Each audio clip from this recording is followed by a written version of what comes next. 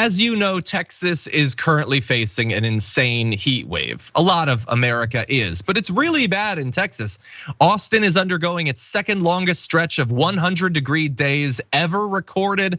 El Paso, Fort Worth are in extended bouts of triple-digit heat as well. And that's bad for the state, it's bad for the people.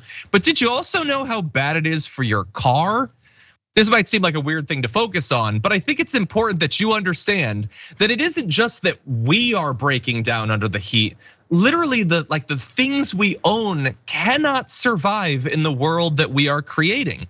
And it can be pretty serious. In some cases, it's not too bad. Like for instance, broken windshield wipers, like the rubber literally just falls apart under the heat. And so your windshield gets all scratched up. That could cost you hundreds of dollars. That's not good.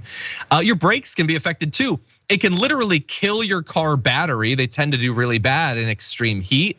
Your tires can fail under the heat. They can melt, but also the tire pressure can be drastically reduced from the heat. And like this is a sign of the world to come. It is just the world is failing around us because we're making it inhospitable, not just to humans, not just to animals, but to literally like the cars. The people showed photos of.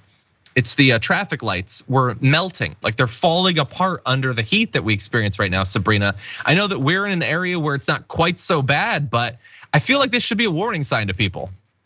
Did I tell you that I was in Texas just a few days ago? So I felt this exact heat wave that you're talking about, and it was miserable. I thought it's been bad here in California and Los Angeles with it being in the 90s.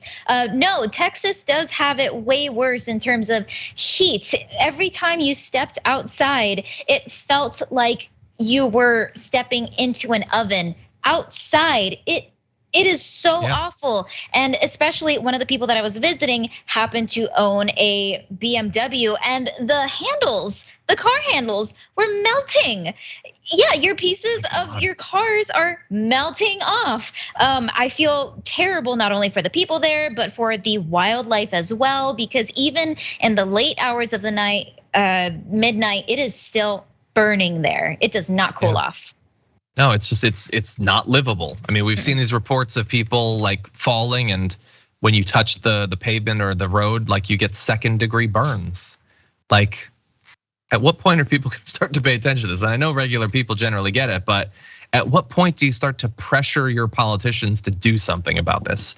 And by the way, take a look on our channel for our coverage earlier this week about the heat in Texas prisons, which makes the experience for regular people look like a vacation. For more political news breakdowns, interviews, stories of activism, and me trying my hardest to care about the occasional big celebrity news story, subscribe to our YouTube channel at youtube.com/thedamagereport. And you can ring the bell wherever it is so you don't miss anything.